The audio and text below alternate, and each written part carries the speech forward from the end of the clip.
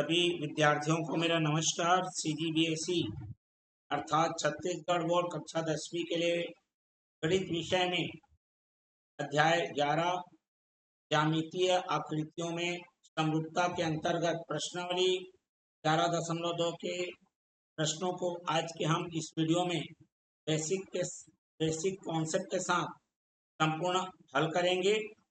चलिए सभी विद्यार्थियों का मैं अपने इस प्यारे से यूट्यूब चैनल में हार्दिक अभिनंदन एवं स्वागत करता हूं।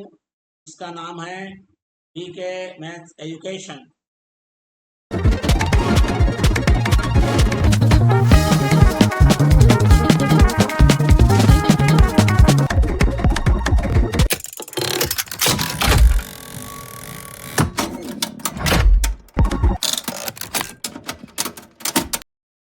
जैसा कि मैं बता चुका हूं, प्रश्नावली 11.2 प्रश्नावली के प्रश्नों को हल करेंगे इस वीडियो में। जो विद्यार्थी हमारा पिछला वाला वीडियो इसका पहला भाग इस प्रश्नावली में कौन से नियम अर्थात इसका बेसिक पहले भाग में दे दिया गया है, तो मैं अभी आगे बताऊंगा आपको क्या क्या हमने बेसिक पढ़ा है। जो विद्यार्थी नहीं देखे हैं, लिंक उनके लिए डिस्क्रिप्शन बॉक्स में अवेलेबल है। और दो महत्वपूर्ण प्रमेय के पहले वाले इसके पहले वाले वीडियो में हमने बना दिए हैं। जो विद्यार्थी हमारे चैनल में नए हैं, चैनल को सब्सक्राइब कर लीजिए, बेल आइकन नोटिफिकेशन ऑन कर लीजिए। वीडियो को अंत तक जरूर देखिए और अच्छा लगे तो लाइक करिए और ज़्यादा से ज़्यादा लोगों में शेयर करिए। चलिए मैं शुरुआत करता हूँ। और हमने इससे पिछले वाले प्रश्नावली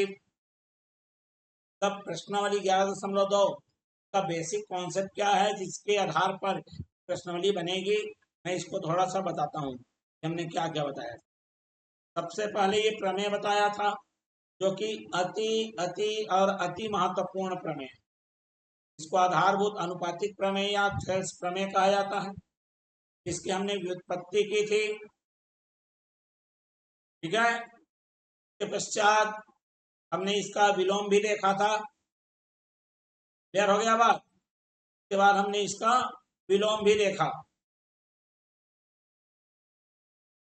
क्लियर हो गया बात। चलिए ये उसका विलोम है, ठीक। इसमें हमारा यदि आधारभूत अनुपातिक प्रमेय का विलोम या थेल्स प्रमेय का विलोम, ये सारी चीजें हमने पढ़ी। जबरदस्त, ये दोनों ही थ्योरम परीक्षा के दृष्टिकोण से अति महत्वपूर्ण है, जरूर देखिए वीडियो। चलिए अब इन्हीं दोनों नियमों या प्रमेय पर आधारित हमारी आज की प्रश्नावली है, इसको हम करने जा रहे हैं। प्रश्नावली में क्या लिखा है? 11.2 में एक वृत्ताकार मैदान की त्रिज्या 52 मीटर है। इस मैदान का नक्शा कागज पर बनाइए जिसमें पैमाना दिया है वो 1 मीटर है ना, वह 1 सेंटीमीटर हो। क्लियर हो गया बात। चलिए बीच में अनुपात दिया है। और इस प्रकार के प्रश्नों को पहले प्रश्नावली में ऑलरेडी कर चुके हैं हम। जो नहीं देखे हैं वीडियो, लिंक डिस्क्रिप्शन बॉक्स में अवेलेबल है भैया, वहां से आप देख सकते हैं। चलिए ये रहा वृत्ताकार मैदान है। चलिए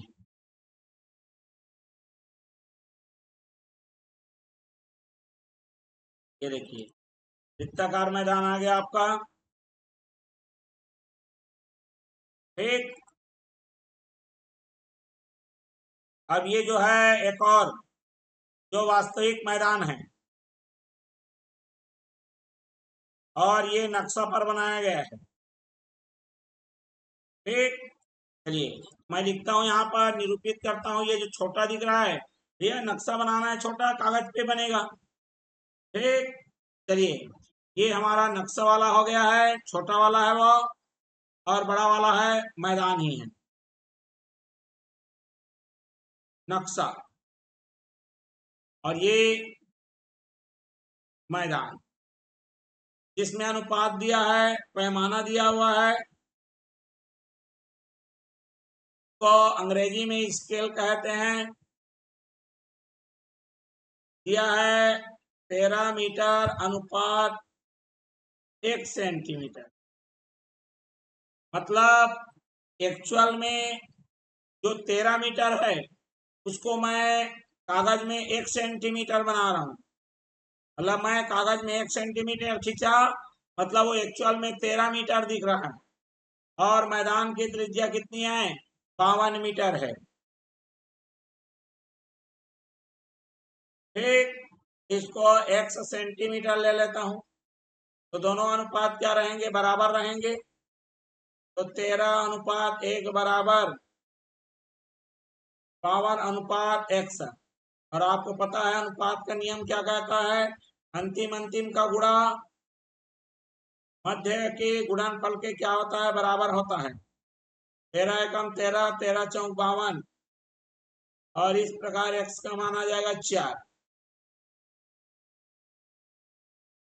यह है, मतलब यदि हम यहाँ पर नक्शा में 4 सेंटीमीटर दर्शाएंगे तो एक्चुअल जो मैदान है वह आपका 52 मीटर। 52 मीटर को दर्शाने के लिए नक्शे में 4 सेंटीमीटर खींचना पड़ेगा। क्लियर हो गया बात?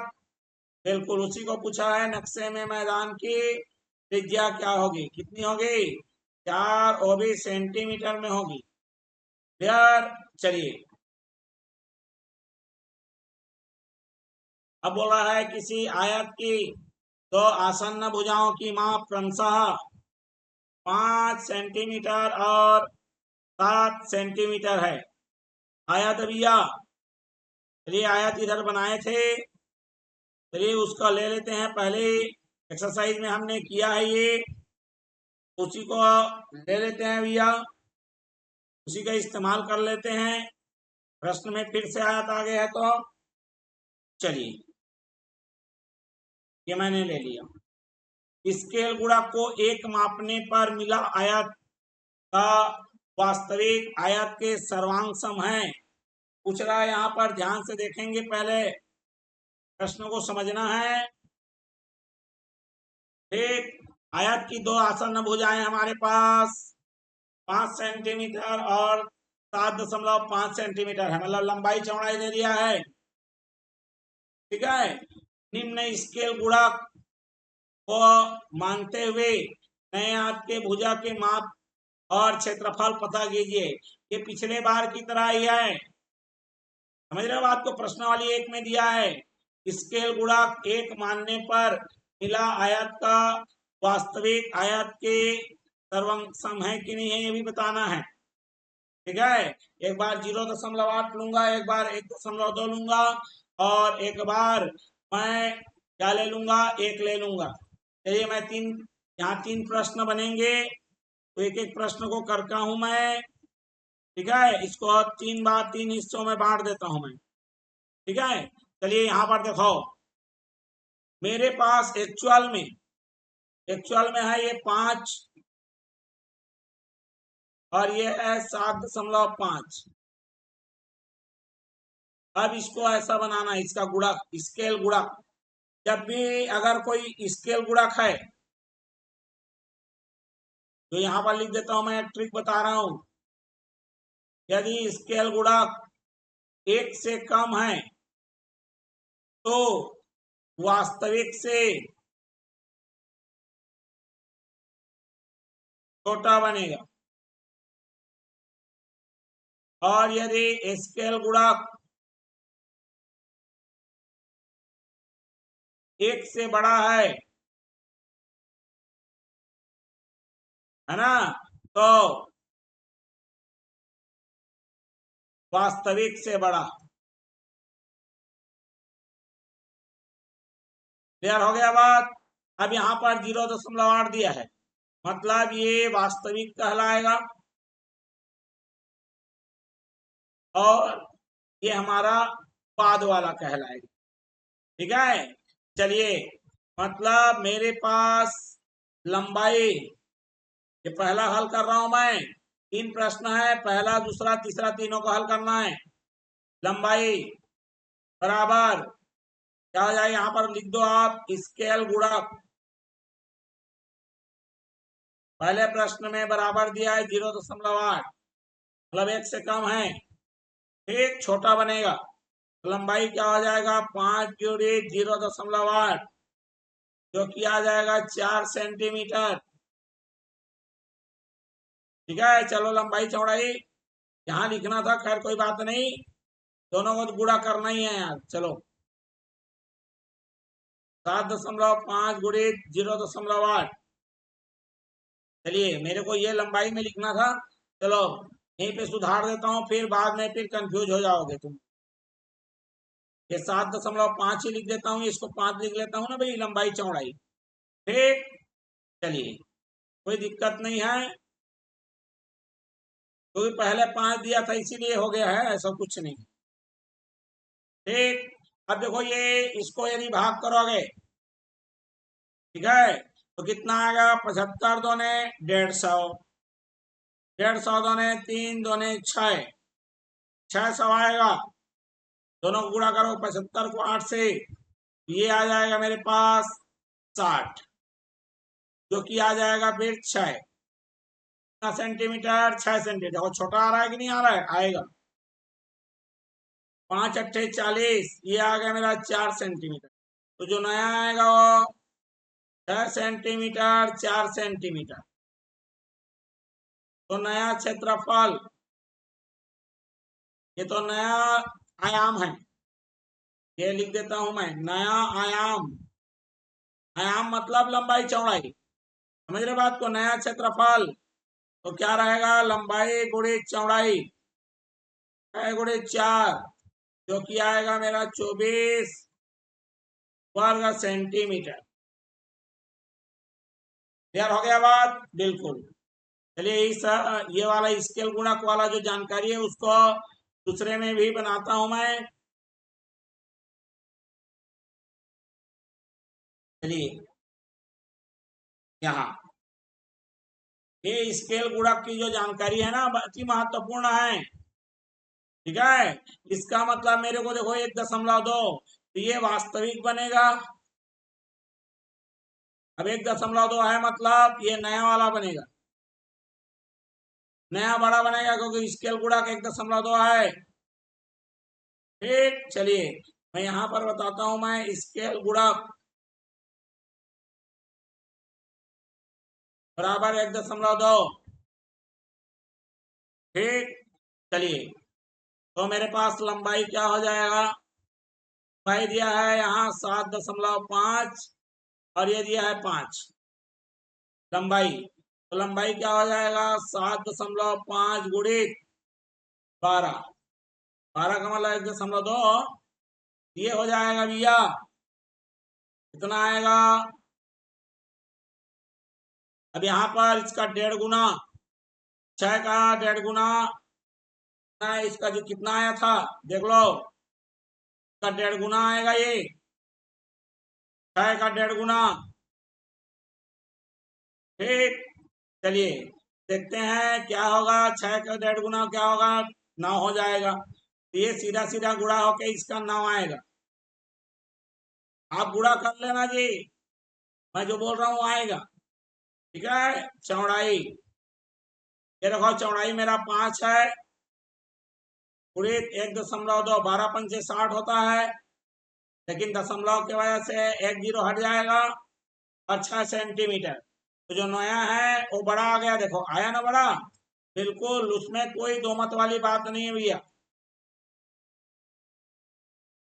ठीक है, चलिए ठीक, समझ में आ गया। चलिए और इसका क्षेत्रफल, ये नया है, नया का क्षेत्रफल बराबर लंबाई गुणित चौड़ाई 9 गुणित 6, 9 छक्का 54 वर्ग सेंटीमीटर। ठीक, क्लियर हो गया बात। चलिए अब हमारे पास स्केल गुणक 1 है, ये तीसरा। अब स्केल गुणक 1 है, यहाँ पे थोड़ा सा मुद्दा ये है कि बड़ा भी देख लिए छोटा भी देख लिए, लेकिन करेक्ट बराबर रहे तो वही आएगा, है ना भाई, वो सेम टू सेम आएगा भैया। ठीक, नया और वास्तविक दोनों सेम। यदि यहां लिख देता हूं मैं स्केल गुणक 1 हो तो वास्तविक बराबर रहेगा नया के। ठीक है, जो ओरिजिनल है मेरा वास्तविक है, और जो नया आएगा दोनों बराबर होगा। ये 7.5, ये 5, ये 7.5 और ये 5। चलिए नया सॉरी यहाँ पर नया आयाम लिखता हूं मैं। स्केल गुणक कितना है ये बता दो भैया पहले तो। स्केल गुणक मेरा है 1। ठीक, चलिए स्केल गुणक 1 है। नया आयाम माने लंबाई बराबर 7.5 गुणित 1 जो कि 7.5 ही आएगा, और चौड़ाई में 5 गुणित 1 बराबर 5 ही आएगा। ठीक है, तो नया क्षेत्रफल बराबर वही 5 गुणित 7.5, 5 सत्ते 35 और 2 37.5 वर्ग सेंटीमीटर। क्लियर हो गया बात। अब यहाँ पूछा भी है स्केल गुणक 1 मानने पर मिला आयत क्या वास्तविक आयत के सर्वांशम है? तो बिल्कुल भैया दोनों सेम दिखेंगे, बोल दिया हूं मैं। यहाँ पर लिखना है हाँ सर्वांशम है, इसका उत्तर ये। क्लियर हो गया बात, बिल्कुल। चलिए बढ़ता हूं मैं तीसरे के लिए। अब ये जो आकृति दी गई है इसमें ABCD अभी दर्शाया नहीं गया है। चलिए RSTMN, चलिए चित्र में जो दिया है RSTMN, और ये 6 और ये 3, ये जो प्रश्न में दिया गया उसके हिसाब से है। ठीक, तो निम्न का मान ज्ञात कीजिए। चलिए सॉल्यूशन देखते हैं। त्रिभुज RST में जो मेरा MN है समांतर है ST के, तो आपको पता होना चाहिए नियम क्या कहता है। यदि कोई त्रिभुज में है ना किसी एक भुजा के समांतर यदि कोई रेखा है ना खींची जाए तो वह शेष 2 भुजाओं को काटे गए बिंदुओं पर समान अनुपात में विभाजित करती है। उसी को तो आधारभूत अनुपातिक प्रमेय कहते हैं। तो चलिए यहाँ पर TN/NR हमको चाहिए। TN माने छोटा और NR माने ऊपर वाला छोटा। ठीक है, तो हमको बताना है त्रिभुज RST में MN समांतर है किसके? ST से। यहाँ पर लिखेंगे आधारभूत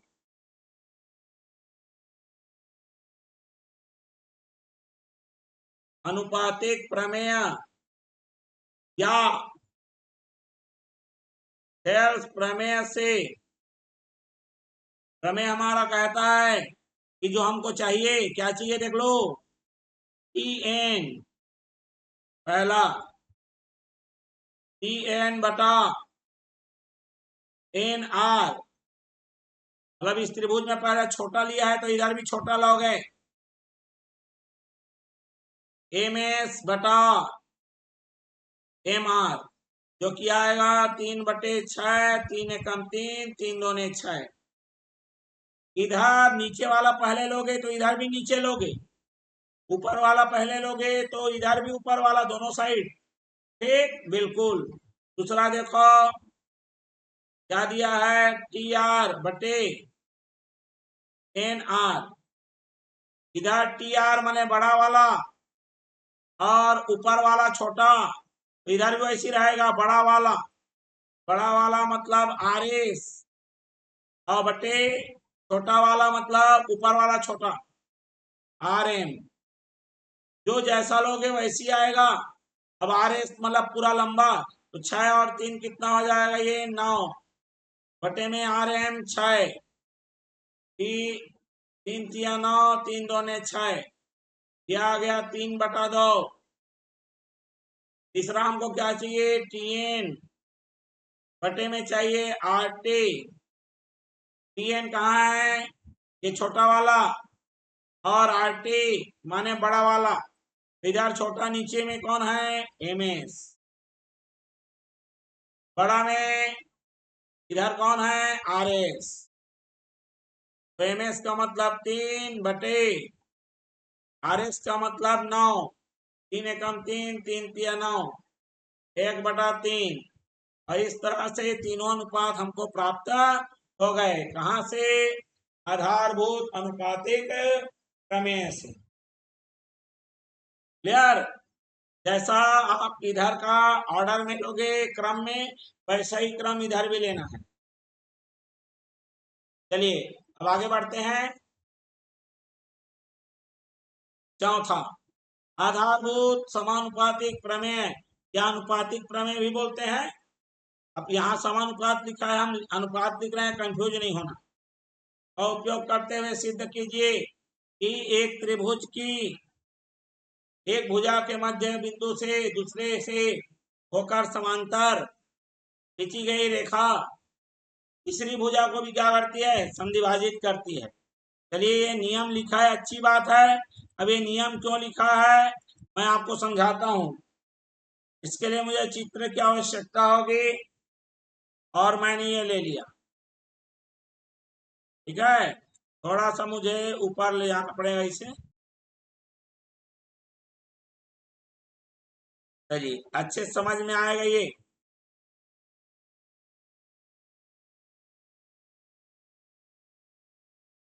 ये देखो क्या कहना चाह रहा है, पहले उसको समझो।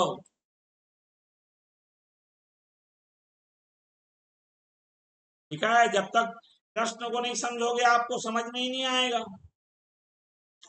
ठीक, क्या कह रहा है, मान लेते हैं आपके पास कोई त्रिभुज एबीसी है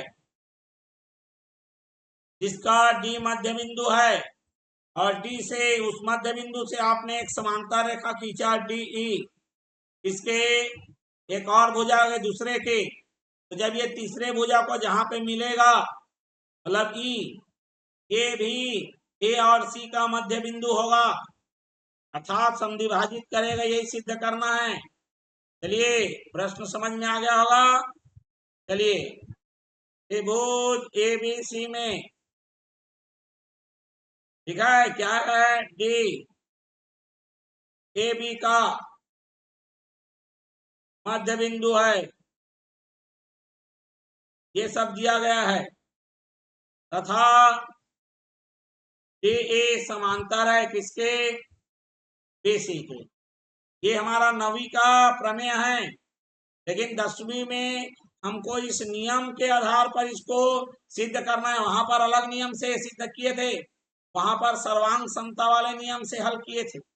यहाँ पर उसी नियम को आपको सिद्ध करना है, लेकिन आधारभूत अनुपातिक प्रमेय लगाकर। ठीक है, ये सब दिया गया है। ठीक, ये बगल में लिख देता हूं मैं, दिया गया है। ये हमारा हो गया चित्र, दूसरा काम भी हो गया। तीसरा काम क्या है, सिद्ध करना है। ठीक, तीसरा काम क्या है जी, दिया गया है, उसके बाद पहले तो कथन को लिखोगे, ये कथन को पूरा उतार दोगे, समझ रहे हो बात को, कि ये सिद्ध कीजिए जो लिखा है ना, एक त्रिभुज में यहां से लेकर ये मेरा अभी जो लगा रहा हूं ये कथन है हमारा, ये सबसे पहले लिखाएगा, फिर दिया गया है लिखाएगा, फिर चित्र बनेगा। ठीक है, फिर हमको सिद्ध करना है। तो क्या सिद्ध करना है भैया, सिद्ध ये करना है कि ए सी का मध्य बिंदु है,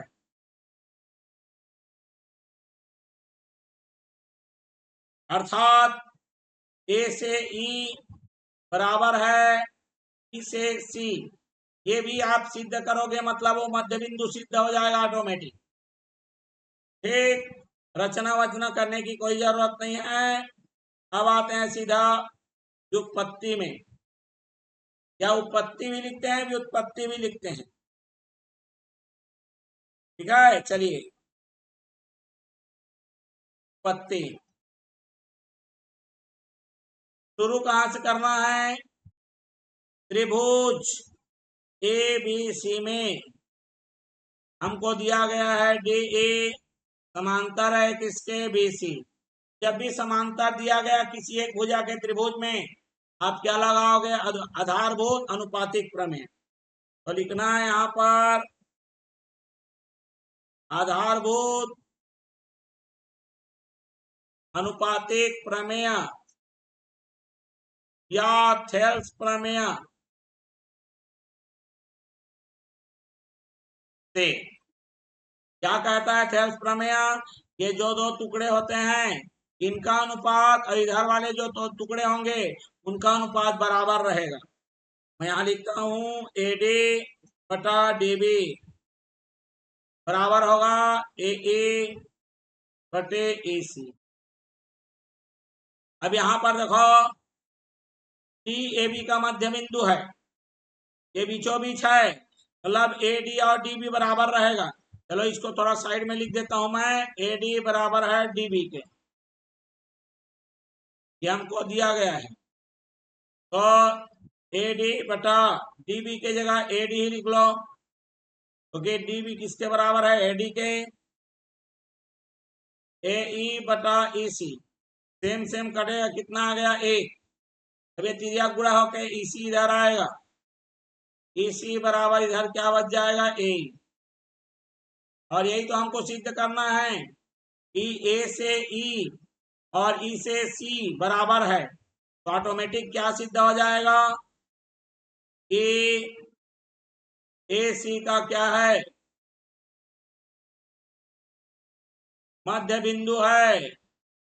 अर्थात तीसरी भुजा को क्या कर रहा है? वो समद्विभाजित कर रहा है, ये रेखा जहां पे भी मिल रही है ई पे मिल रही है। क्लियर हो गया? बिल्कुल। बढ़ते हैं अगले के लिए। ये हमारा अगला प्रश्न, पांचवा क्या कह रहा है? थोड़ा ऊपर करते हैं। चलिए पांचवा कह रहा है कि आकृति में डी ए, लेकिन ए बी सी डी तो पता नहीं है, देखना पड़ेगा कौन ए है, कौन बी है, कौन सी है और कौन डी है। A B C D E F, चलो ए बी सी डी ई और एफ। ठीक है, जो जो दिया गया है उसको लिख लो सॉल्यूशन।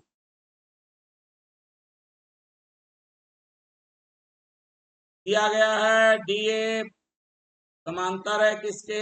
ए ई के। ये देखो डी एफ ए ई के समांतर है। एक और भी दिया है एवं डी ए भी समांतर है, ये जो डी ई है ए सी के समांतर है। सिद्ध क्या करना है? बी ए है ना, और एफ ई, ये दोनों छोटे छोटे का अनुपात किसके बराबर है? पीई अनुपात ईसी। चलिए बहुत ही जबरदस्त प्रश्न है, और मैं यहाँ पर जो जो निकालने जा रहा हूं उसको ध्यान देना। क्लियर हो गया बात? चलिए तो सबसे पहले तो मैं लिखूंगा त्रिभुज ए बी ई में, त्रिभुज ए बी ई में, ठीक है, टी एफ समांतर है ए ई के। चलो उस त्रिभुज को मैं अलग से निकाल लेता हूं। ठीक है, चलिए इसको तो पहले डुप्लीकेट करें। चलो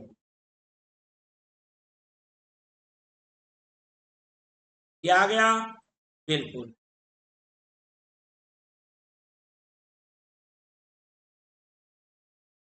जो मैं बनाने जा रहा हूं ध्यान से सुनना, देखना है।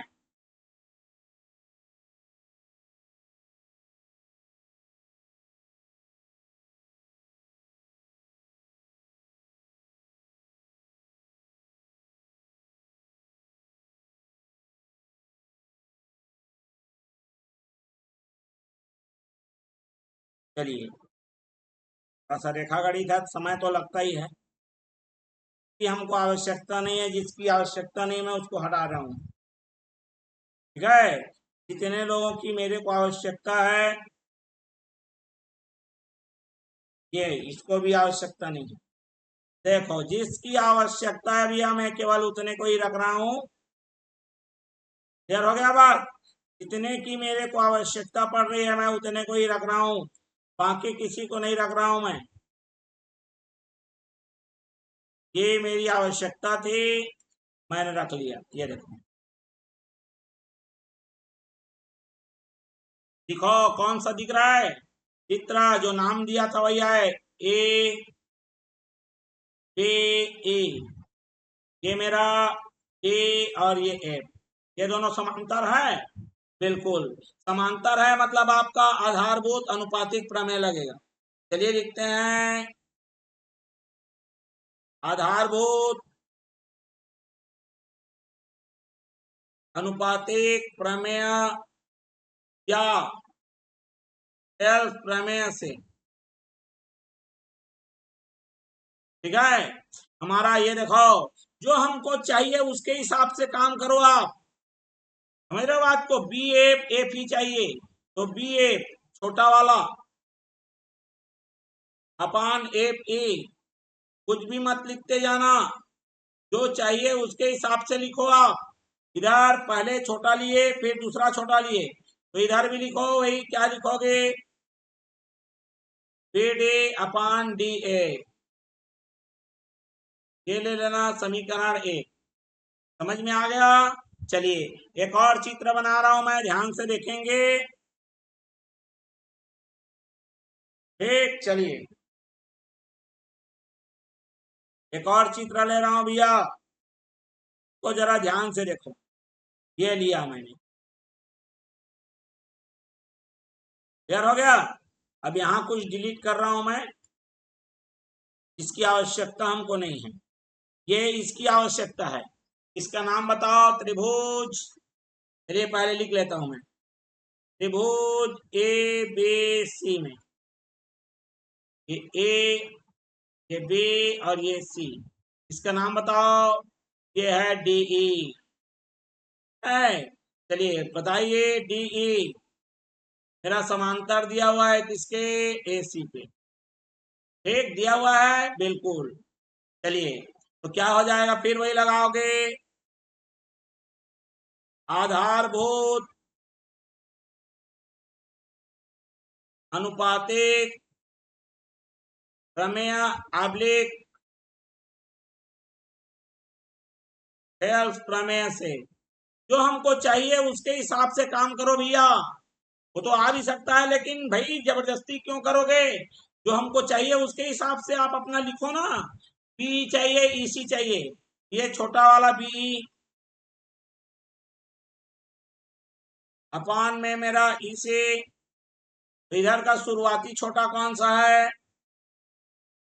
बी डी, और बाहर वाला छोटा कौन सा है? ये समीकरण दो। तो आप जब देखेंगे समीकरण एक व दो को, तो देखेंगे कि उसका राइट पक्ष बराबर है, तो लेफ्ट वाला भी क्या रहेगा?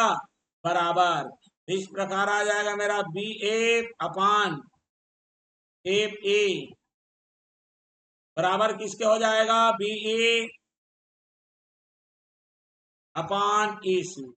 देखो कितनी आसानी से सिद्ध हो गया। अतः सिद्ध हुआ। क्लियर हो गया बात? अतः क्या हो गया जी? सिद्ध हो गया। बिल्कुल, चलिए बढ़ते हैं अगले के लिए। छठवां क्या कह रहा है, जरा ध्यान से देखो। छठवां कह रहा है किसी त्रिभुज पी क्यू आर में भुजाओं पी क्यू और पी आर पर क्रमशः बिंदु ई और एफ स्थित है। निम्नलिखित में से प्रत्येक के लिए क्या बताना है कि हमारा ई एफ समांतर है क्यू आर के कि नहीं होगा। चलिए ये वाला चित्र, इसकी आवश्यकता पड़ेगी, इसको मैं ले लिए जाता हूं। ठीक है, चलिए और इसका नाम बता देता हूं मैं P Q are.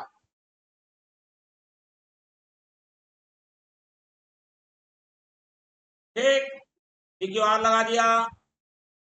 E F, चलिए यहाँ पर ई होना चाहिए, यहाँ पर एफ होना चाहिए।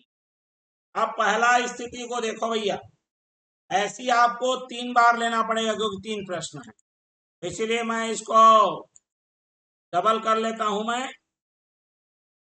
ठीक है, चलिए अब देखो भैया, पहले में पीई दिया है 3.9, ठीक है, ई क्यू दिया है 3 और पी एफ क्या दिया है मेरे को 3.6,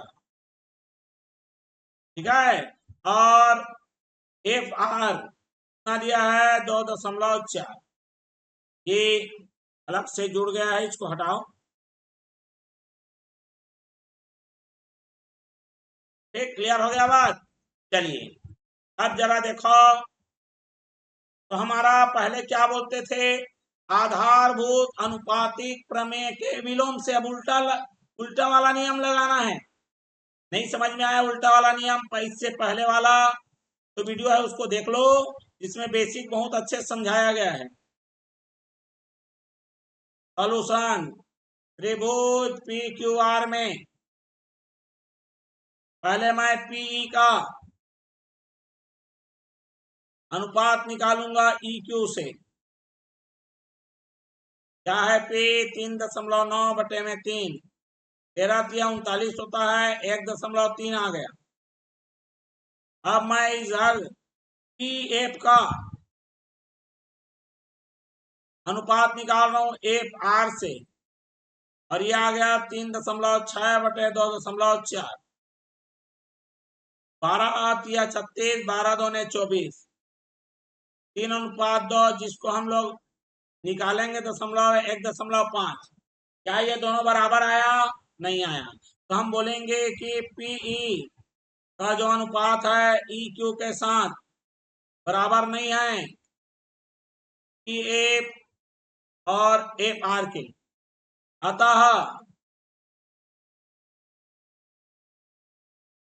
आधारभूत अनुपातिक प्रमेय का विलोम लागू नहीं है। ठीक, लागू नहीं है। अगर लागू हो जाता तो दोनों बराबर हो जाते, तो हम समझ जाते आधारभूत अनुपातिक प्रमेय के विलोम से कि दोनों समांतर है बोल के मानना पड़ता, लेकिन यहाँ पर नहीं है। ठीक, क्लियर हो गया, बराबर नहीं है, इसीलिए आप बोल सकते हो कि ई एफ समांतर नहीं है इसके क्यू आर के। क्लियर हो गया बात। और यही अनुपात यदि बराबर हो जाएगा तो कि आधारभूत अनुपातिक प्रमेय का विलोम कहता है कि यदि कोई त्रिभुज में कोई रेखा भुजाओं को बराबर अनुपात में बांटे, मतलब भुजाओं का अनुपात अगर बराबर दिखने लगे तो वह तीसरी भुजा के क्या होगा, समांतर। ठीक, चलिए बस इतना ही काम करना है। ठीक, समझ में आ गया।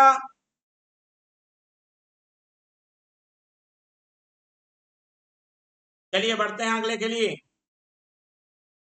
अगला प्रश्न यही है, लेकिन दूसरा वाला देख लो। दूसरा,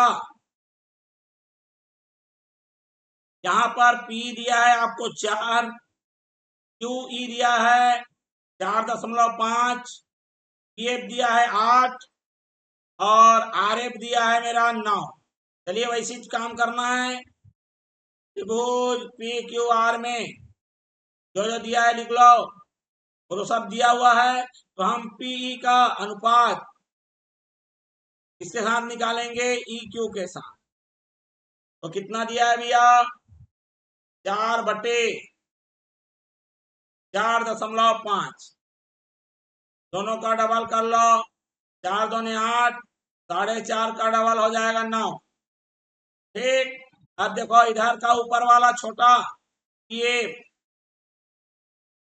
बटे एफ आर, ये दिया है 8, एफ आर दिया है 9, तो दोनों को देख रहे होगे बराबर दिख रहा है। यहाँ पर लिखना है चूंकि पी का अनुपात पी क्यू के साथ बराबर दिख रहा है, किसके, पी एफ का अनुपात किसके साथ, एफ आर के साथ, अतः आधारभूत अनुपातिक प्रमेय के विलोम से हम कह सकते हैं कि ई एफ समांतर है किसके, क्यू आर के। बस इतना ही लिखना है, और ज्यादा लिखने की जरूरत नहीं है। समझ में आ गया, केवल समांतर है कि नहीं बताना है। ठीक है, चलिए फटाफट करते हैं क्योंकि वीडियो काफी लंबा हो जा रहा है, लेकिन क्या करेंगे, एक एक चीजों को समझाना पड़ेगा ना। चलिए, यहाँ भी वैसे त्रिभुज पी क्यू आर में क्या रहेगा, इस बार पी क्यू दिया है बड़ा, दिया है बड़ा, पूरा पी क्यू दिया है भैया, कितना दिया है 1.28, इधर पी आर छोटा, ऊपर वाला छोटा दिया, सॉरी, जब पी आर दिया है पहले, पी आर दिया है 2.56, इधर का बड़ा दिया है उधर का बड़ा दिया है, पी ए दिया है, मतलब ऊपर वाला छोटा दिया हुआ है 0.18, और क्या दिया हुआ है, और दिया है पी एफ, पी एफ ऊपर वाला छोटा 0.36। चलिए, तो हम लोग करेंगे वैसे ही, इधर का बड़ा और छोटा लेंगे, इधर का भी बड़ा और छोटा लेंगे। ठीक है, और दोनों अनुपात बराबर है कि नहीं देखना है बस। चलिए लिख लीजिए, पी क्यू बटे पी ए बराबर क्या आएगा, बड़ा वाला 1.28 बटे, कितना आ गया मेरा 0.18, अब ये आ जाएगा 128/18। ठीक है, ये क्या भाग जाएगा, किससे जाएगा, 2 से, 2×18, 2×6=12, 2×4, अभी तो 64/9 आ गया भैया, ये कट नहीं रहा है, कटेगा नहीं है। चलिए इतना ही रहने दो, अब इधर का बड़ा ले लो पी आर को, बटे छोटा ले लो ऊपर वाला पी एफ, कितना है 2.56 डिवाइडेड बाई 0.36, चलो दशमलव हट जाएगा, 256/36, 4×9 36, 4×6 24 और 4×4 16, 64/9, दोनों समान आ गया भैया। तो हम बोलेंगे कि पी क्यू बटे पी बड़ा और छोटा का अनुपात, उधर दूसरे साइड के बड़ा और सेम छोटा के अनुपात बराबर में है, अतः क्योंकि अतः आधारभूत अनुपातिक प्रमेय के विलोम से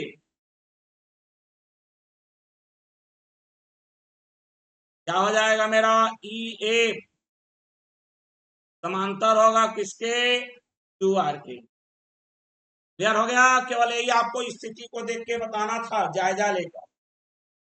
क्लियर हो गया बात। चलिए अब आगे आते हैं, केवल 2 प्रश्न बचे हुए हैं, फटाफट करते हैं। 7वां में दिया है, चित्र दिया हुआ है, कौन एबीसीडी है बताता हूं, P Q R D E F O. चलिए, ये पी क्यू आर, ये डी, ये ई और ये एफ और ये ओ, और बनाने से कोई काम नहीं होगा, आराम से समझिए। सॉल्यूशन जो दिया गया उसको लिख लो,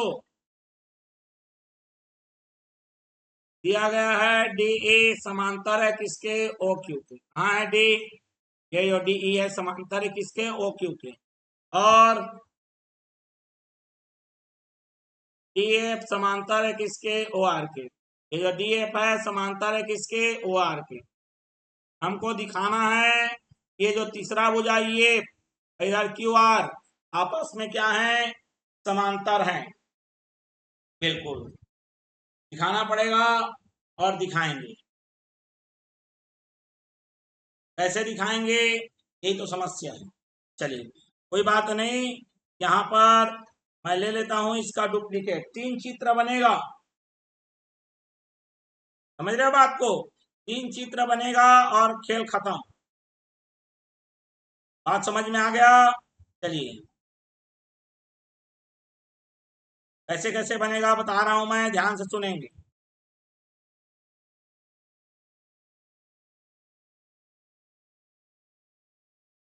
चलिए ये देखो, ये वाला आएगा और ये वाला, ठीक है। चलिए ये त्रिभुज का ये वाला हटाता हूं मैं, इसकी अभी जरूरत नहीं है। जरूरत सबकी है, लेकिन जिसकी अभी नहीं है उसको हम लोग हटा देते हैं। ठीक, चलिए इसकी जरूरत थी भैया, रख लिए हमने। इसका नाम क्या होना चाहिए, देखो पी टू ओ, और ये मेरा है डी, और ये डी दिख रहा है आपको, देख लो, है ना भाई। चलिए बिल्कुल जिसकी जरूरत है उसको ले लो। तो त्रिभुज पी क्यू ओ में कौन डीई समांतर है किसके, ओ क्यू के। क्या लिखोगे जब भी समांतर है, आधारभूत अनुपातिक प्रमेय से, ठीक है, आधारभूत अनुपातिक प्रमेय से। क्या लिखोगे, ये पी डी, ये डी है भैया, पी डी, पी डी बटे डी ओ, पी डी बटे डी ओ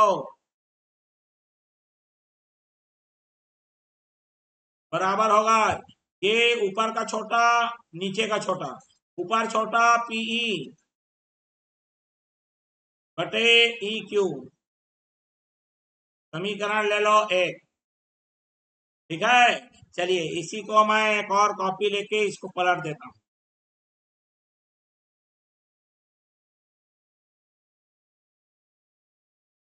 चलिए ओके, ठीक है। चलिए देखो इसी को मैं पलट देता हूं, देख लो ध्यान से।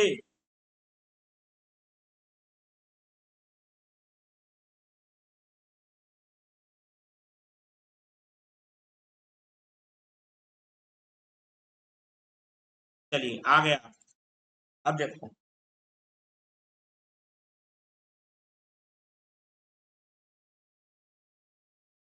है ना भाई, थोड़ा सा तो लगेगा।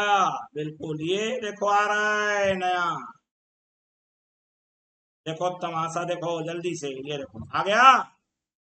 आपको समझ में आ गया कि किसकी मैं बात करने वाला हूं मैं, पी ओ आर, इसका नाम है भैया डी, और ये एफ। लिखो त्रिभुज कौन सा, पी ओ आर में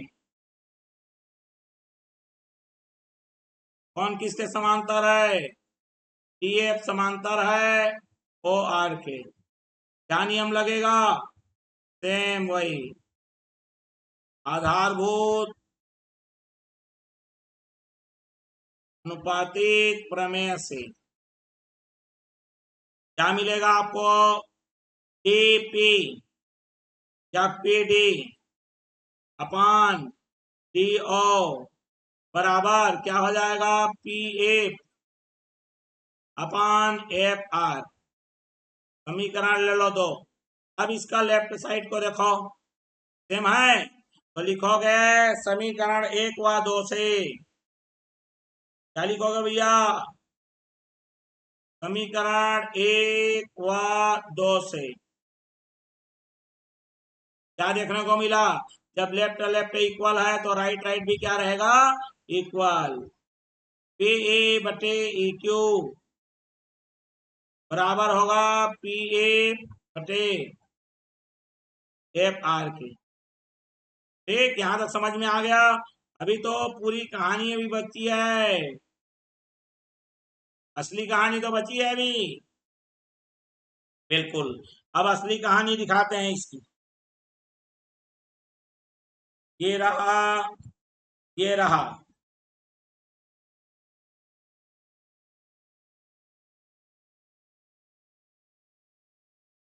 ये आ गया है। चलो ये दोनों को बाहर निकालो। अब मेन आ गया, यहीं पे मेन क्लियर हो गया बात। अब इसको आप देखो और समझ में आ जाएगा। अब यही अंतिम स्टेप है, इसका नाम है पी क्यू आर और इसका नाम है ई और ये एम। तो आप लिखो त्रिभुज पी क्यू आर में। अब आपको क्या दिख रहा है? ये छोटा पीई बटे ई क्यू दिख रहा है, ये पी बटे ई क्यू बराबर है किसके? पी एफ बटा एफ आर दिख रहा है, ये पी एफ बटे एफ आर। तो इसमें उल्टा लगेगा, क्या लिखेंगे? आधारभूत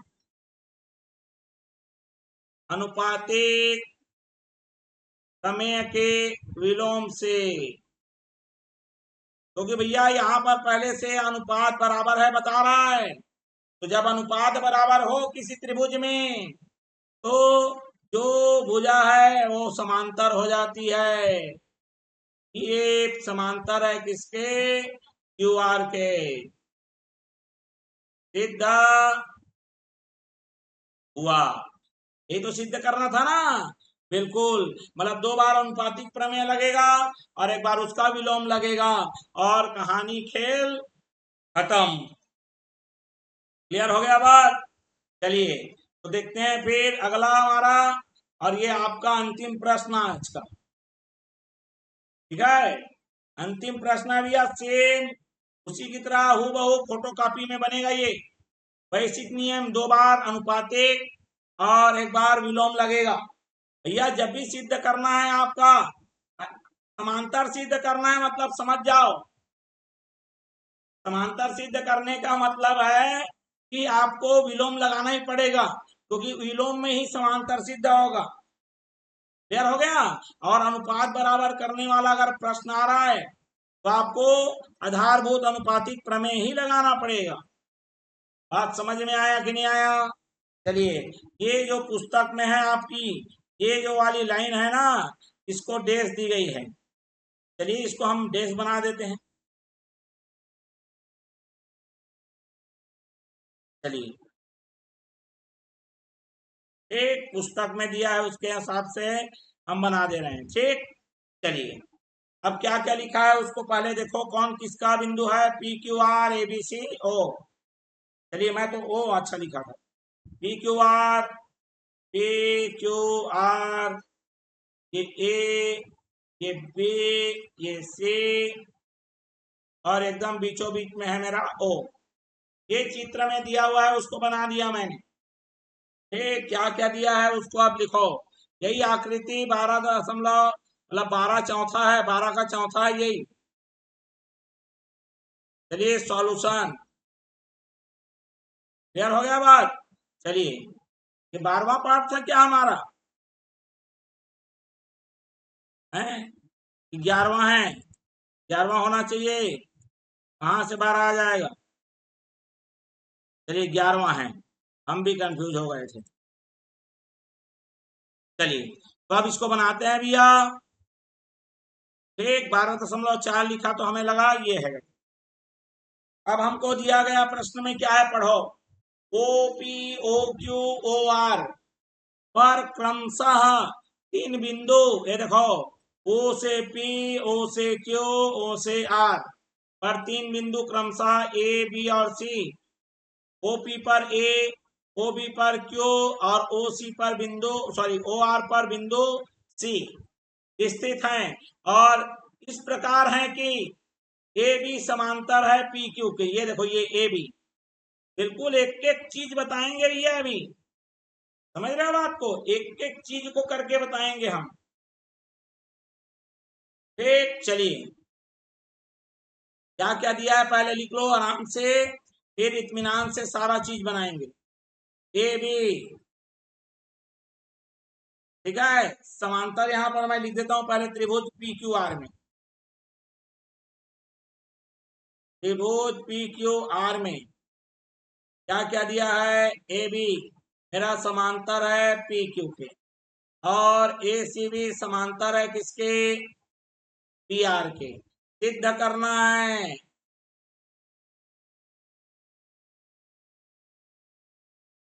क्या सिद्ध करना है मेरे को, बी सी समांतर है किसके, क्यू आर के, ये नीचे वाले को।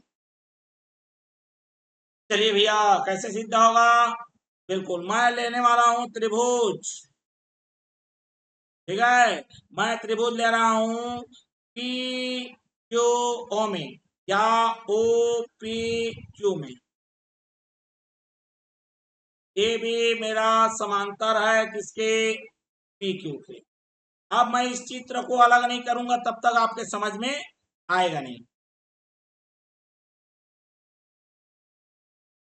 चलिए तो मैं चित्र को अलग ही कर लेता हूं, इसकी हमको जरूरत नहीं है, इसकी भी हमको जरूरत नहीं है ये की, और इसकी भी हमको जरूरत नहीं है, ठीक है, और रहने के लिए तो इसकी भी जरूरत नहीं है, लेकिन उस जरूरत को बाद में खत्म करें जब ये हमारा जरूरत खत्म हो जाएगा। ये देखो क्लियर है, चलिए बिल्कुल, अब इसकी भी हमको जरूरत नहीं। ये देखो जिसकी हमें जरूरत थी वो तो हमें मिल गई। ठीक, चलिए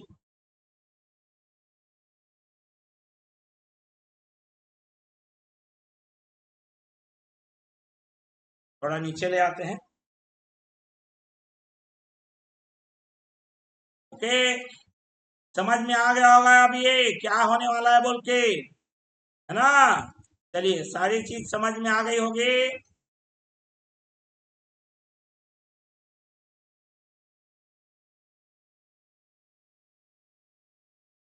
आ गया, चलो एकदम परफेक्ट बना है भैया, जो हमको चाहिए वही जो बना है, एकदम हमारे लिए ही बना है ऐसा लग रहा है।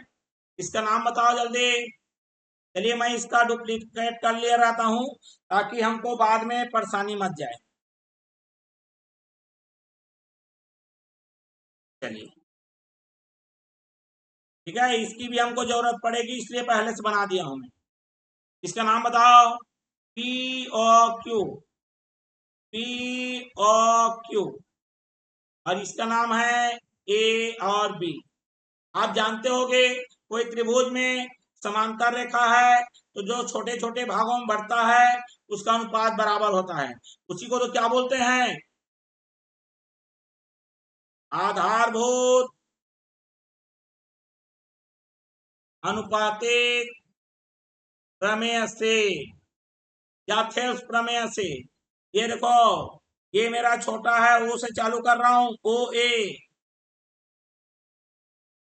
बटे ए पी, इधर ओ से छोटा कौन चालू हो रहा है, ओ बी बटे पी क्यू। इसको मान लो समीकरण एक और त्रिभुज लेता हूं, त्रिभुज ओ पी आर में दिख रहा होगा ये ओ, ये पी और ये आर, ओ पी आर में क्लियर हो गया बात। इसका नाम बताओ, ये ए है इधर सी है, एक ए है और एक सी है ना, याद रखो। तो मैं लिखूंगा ए से समांतर है पी आर के। तो जब भी कोई त्रिभुज में है ना एक भुजा के समांतर दिया गया है कौन सा नियम लगेगा, आधारभूत अनुपातिक प्रमेय। चलिए लिखता हूं मैं, आधारभूत अनुपातिक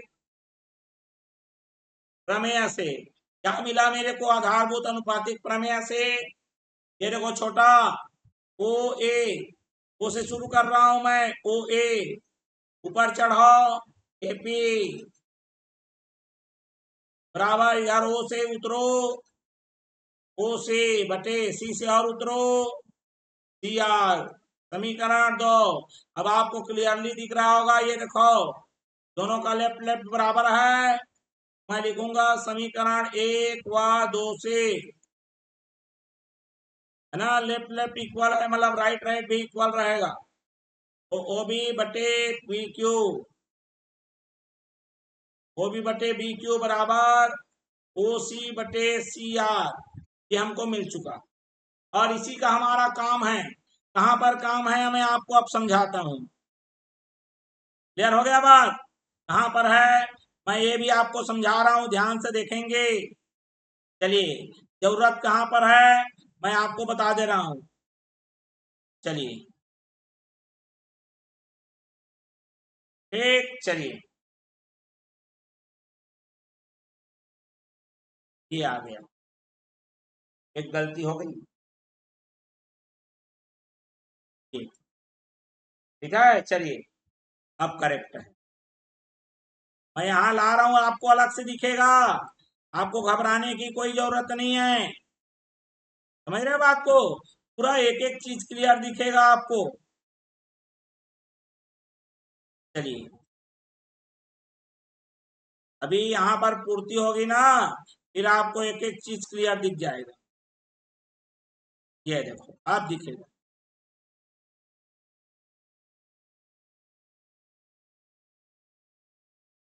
क्या है, थोड़ा बहुत तो चलेगा वो।